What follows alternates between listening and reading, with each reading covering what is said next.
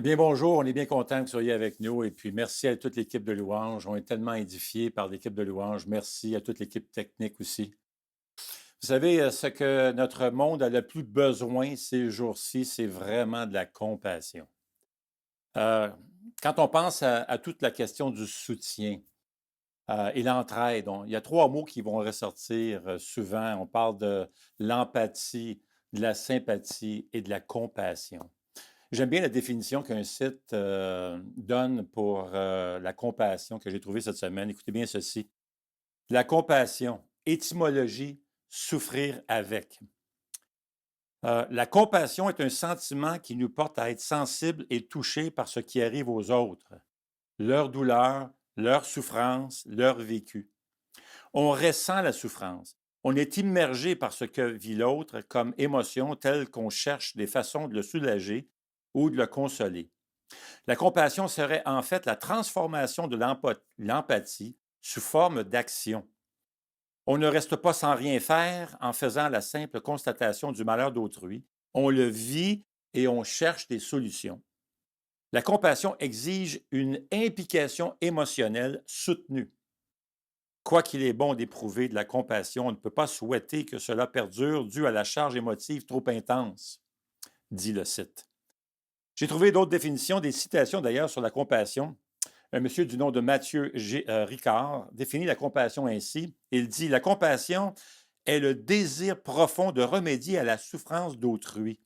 C'est la manifestation de l'amour vis-à-vis de la souffrance.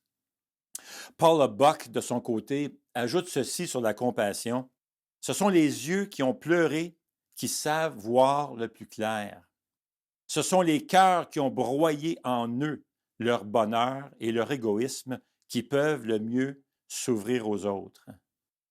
Une autre très bonne définition de la compassion nous vient cette fois d'un dénommé James Miles qui dit ceci, vraiment intéressant. On peut facilement deviner la valeur de quelqu'un en regardant comment il traite les personnes dont il n'a pas besoin. On est en train de faire une série sur le livre aux Hébreux et qu'on intitule Meilleur que tout. Jusqu'ici, nous avons parcouru près de 4 chapitres et nous voyons Jésus meilleur de tout. C'est le thème vraiment du livre aux Hébreux. Et même si le livre va tremper dans une culture très juive et qu'il faut expliquer, le thème est très simple. Jésus est meilleur que tout. Et aujourd'hui, on va regarder un passage du livre aux Hébreux. Et quand on compare ce que nous allons découvrir dans le passage que nous allons lire ce matin à la définition que James Miles nous vient de nous donner, que je répète, qu'on peut facilement deviner la valeur de quelqu'un en regardant comment il traite les personnes dont il n'a pas besoin, on arrive vite à la conclusion que Jésus est la personne la plus compatissante au monde. Personne, je dis bien personne au monde, est aussi compatissant que Jésus. Alors laissez-moi vous lire un passage dans Hébreux, chapitre 4. Alors Hébreux, chapitre 4, et nous allons commencer la lecture au verset 14. Hébreux 4, 14. Maintenant, le passage que nous allons parcourir ce matin, c'est le Hébreux 4, 14 jusqu'au chapitre 5, verset 10. Mais laissez-moi vous lire ici. Hébreux 4, 14. Alors, ainsi, puisque nous avons un souverain grand prêtre qui a traversé le ciel, Jésus, le Fils de Dieu, restons fermement attachés à la foi que nous professons. En effet, nous n'avons pas un grand prêtre incapable de compatir à nos faiblesses. Au contraire, il a été tenté en tout point de vue comme nous, mais sans commettre de péché. Approchons-nous donc avec assurance du trône de la grâce afin d'obtenir compassion et de trouver grâce pour être secouru au moment opportun. Chapitre 5, verset 1. En effet, tout grand prêtre pris parmi les hommes est établi en faveur des hommes dans le service de Dieu, afin de présenter des offrandes et des sacrifices pour le péché. Il peut avoir de la compréhension pour des personnes ignorantes et égarées, puisqu'il est lui-même aussi sujet à la faiblesse. C'est d'ailleurs à cause de cette faiblesse qu'il doit offrir des sacrifices pour ses propres péchés, aussi bien que pour ceux du peuple. Personne ne peut s'attribuer l'honneur de cette charge à moins d'être appelé par Dieu, comme l'a été Aaron. Christ non plus ne s'est pas attribué la gloire de devenir grand prêtre. Il la tient de celui qui a dit, « Tu es mon fils, je t'ai engendré aujourd'hui. » Il dit aussi ailleurs, « Tu es prêtre pour toujours, à la manière de Melchisédek. » Pendant sa vie terrestre, Christ a présenté avec de grands cris, avec larmes, des prières et des supplications à celui qui pouvait le sauver de la mort.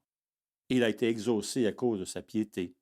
Ainsi, bien qu'étant fils, il a appris l'obéissance par ce qu'il a souffert. Et parfaitement qualifié, il est devenu pour tous ceux qui lui obéissent, l'auteur d'un salut éternel. Car Dieu l'a déclaré grand prêtre à la manière de Melchisédek.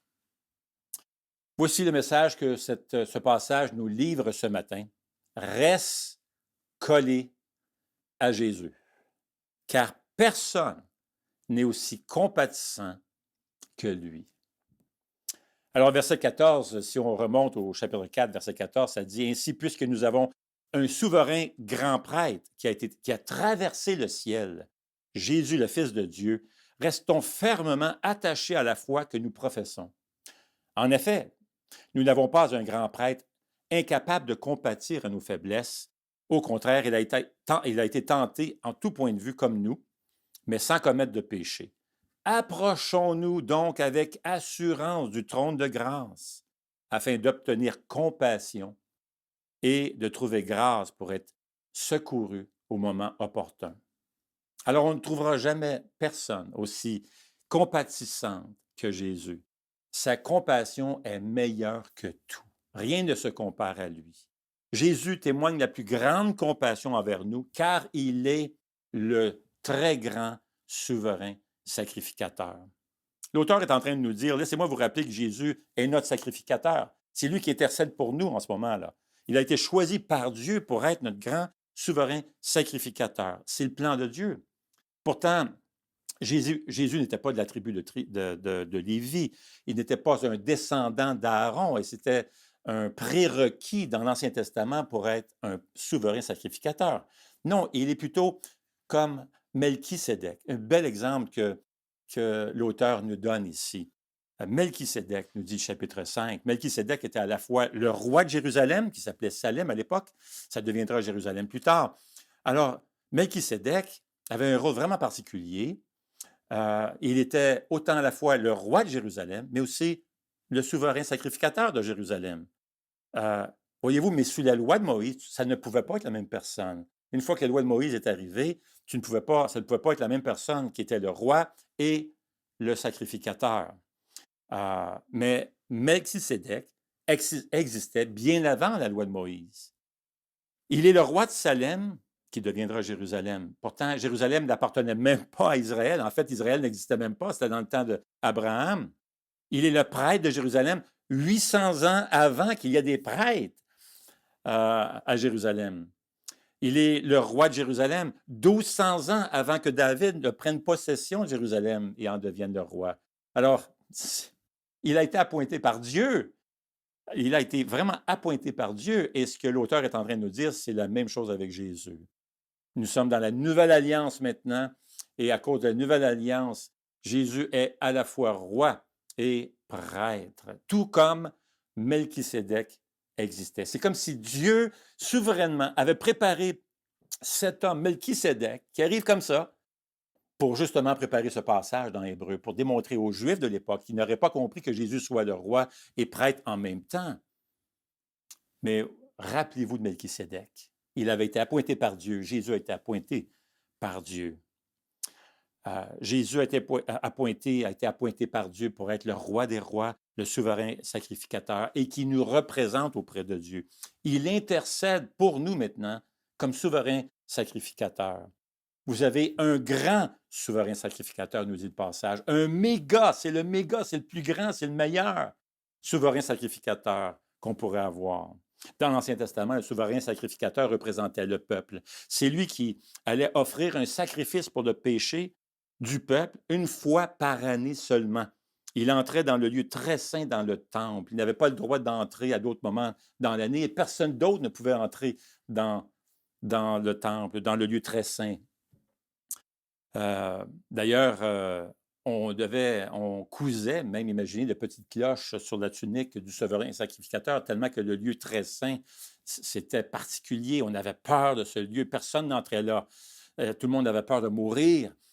Et on mettait des petites cloches sur la tunique du sacrificateur lorsqu'il entrait une fois par année pour l'entendre bouger, pour s'assurer que Dieu ne l'avait pas tué sur le champ, tant que Dieu était 3 fois saint, un Dieu inapprochable à cause de sa sainteté. Et quand il entrait, quand le souverain sacrificateur devait se rendre une fois par année dans le lieu très saint, il devait traverser 3 portails. Tout d'abord, il apportait le sang à travers la porte jusqu'à la cour extérieure. Ensuite, il entrait par une autre porte dans le lieu saint. Et troisièmement, il entrait par le voile qui séparait le lieu très saint, le saint des saints, une immense voile, 18 mètres de haut, l'équivalent de 5 étages de haut. Ce voile séparait le lieu très saint. Mais Jésus est venu. Il a dit, je vais enlever ta malédiction. Je vais prendre sur moi la dette qui est sur tes épaules à cause que tu as offensé Dieu. Je vais payer le prix pour le péché. Et lorsque Jésus est mort sur la croix, ce voile immense s'est déchiré, de sorte que maintenant la voie était ouverte. Nous avions maintenant accès dans la présence même de ce Dieu qui était inapprochable, qui est maintenant, grâce à Jésus, un Dieu approchable. Et ça, c'est Dieu, c'est Jésus, c'est grâce au sacrifice de Jésus. Jésus était le sacrifice qui nous a lavé de tout péché, qui est maintenant notre grand souverain sacrificateur, qui intercède pour nous au ciel. Verset 14, Hébreux 4, 14 dit, « Ainsi, puisque nous avons un souverain grand prêtre qui a traversé le ciel, Jésus, le Fils de Dieu. » Jésus a traversé le ciel. Intéressant que l'apôtre Paul dira dans 2 Corinthiens chapitre 12 qu'il fait référence au 3e ciel.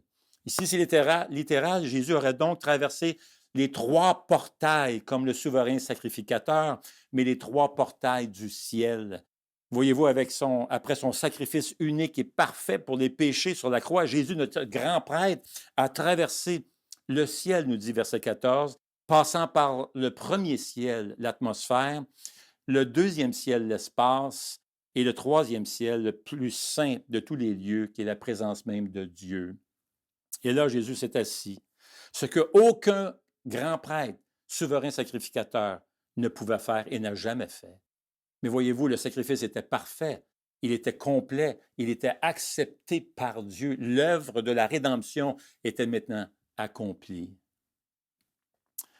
Alors il reste à la droite de Dieu, il intercède maintenant pour nous jour et nuit. Ce que l'auteur est en train de nous dire, c'est que Jésus est le meilleur que tout. Et sa compassion est meilleure que tout. Il est le meilleur souverain sacrificateur que l'on puisse avoir. Il a la plus grande compassion de tout.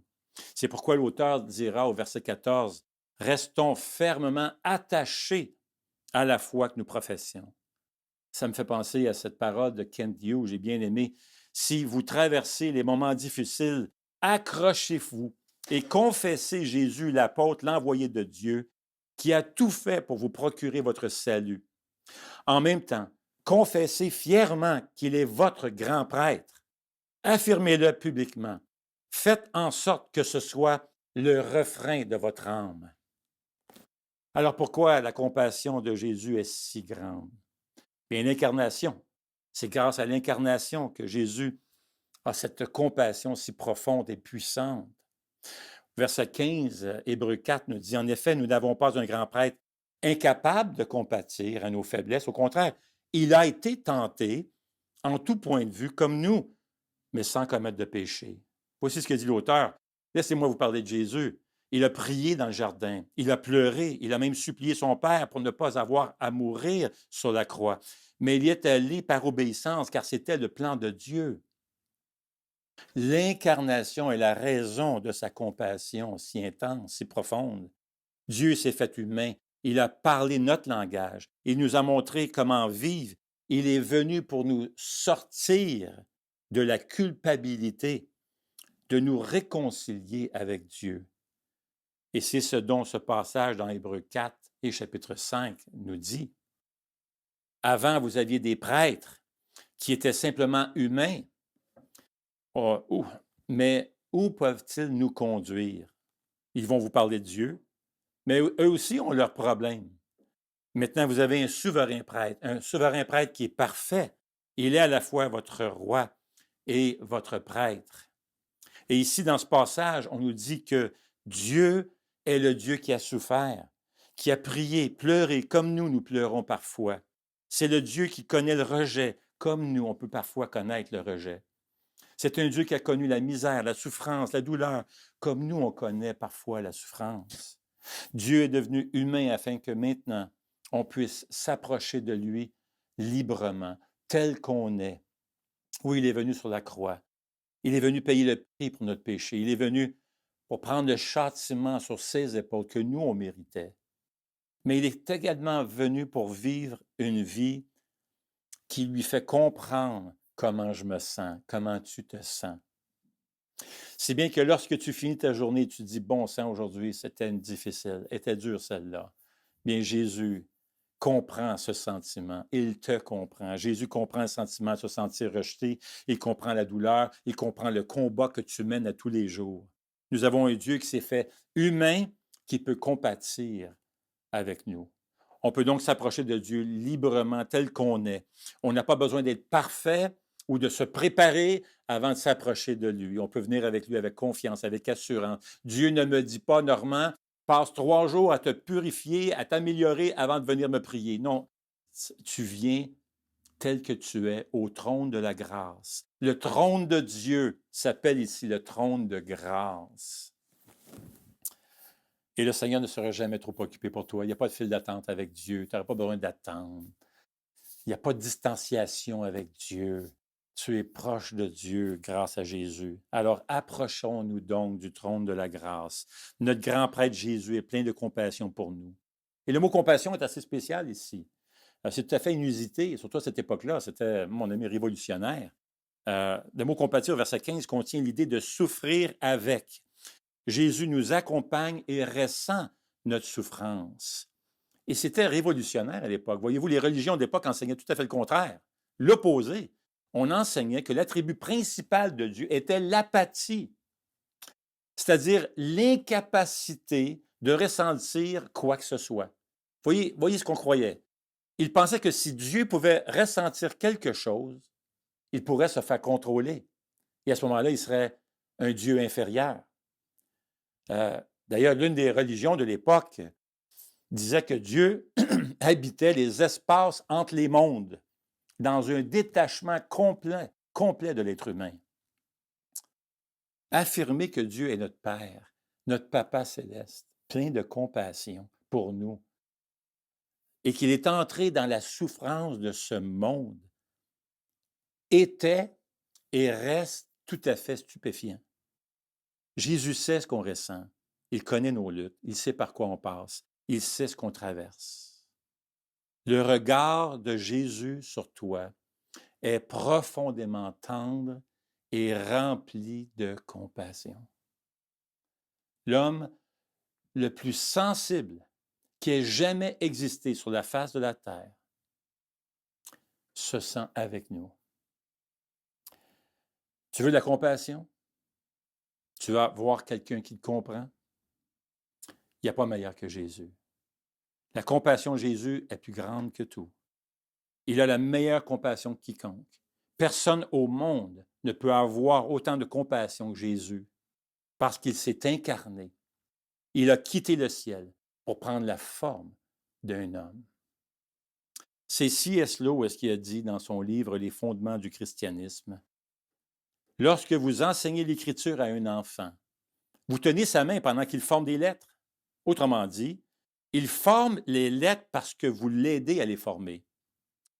Nous aimons et raisonnons parce que Dieu aime et raisonne et tient notre main pendant que nous agissons. Si nous n'étions pas déchus, cela irait tout seul.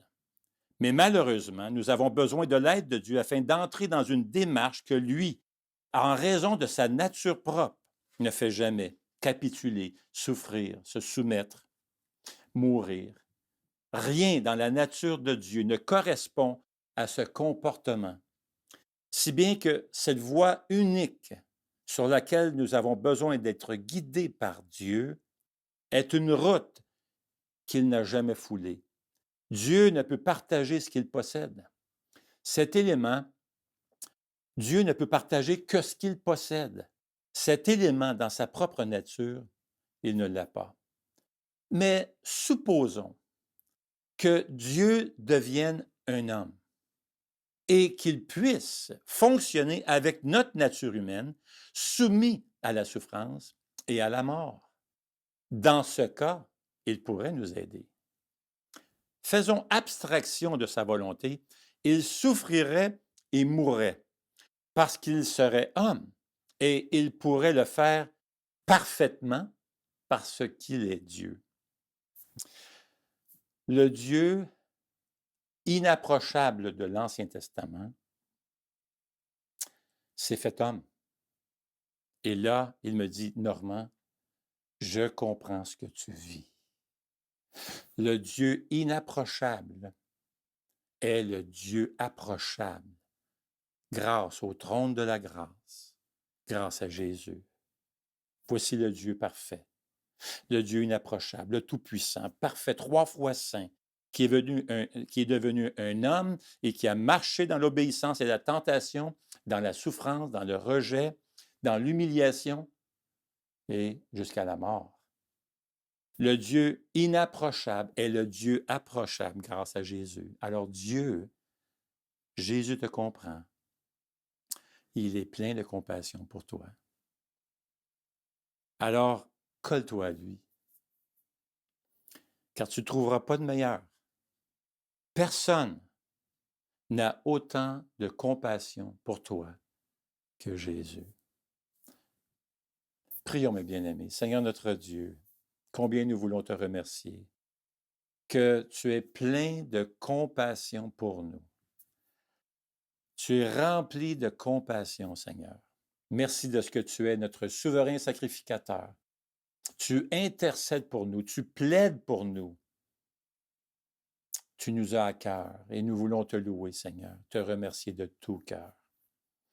Au nom de Jésus. Amen. Eh bien, passez une bonne semaine, les amis, et que le Seigneur vous bénisse abondamment.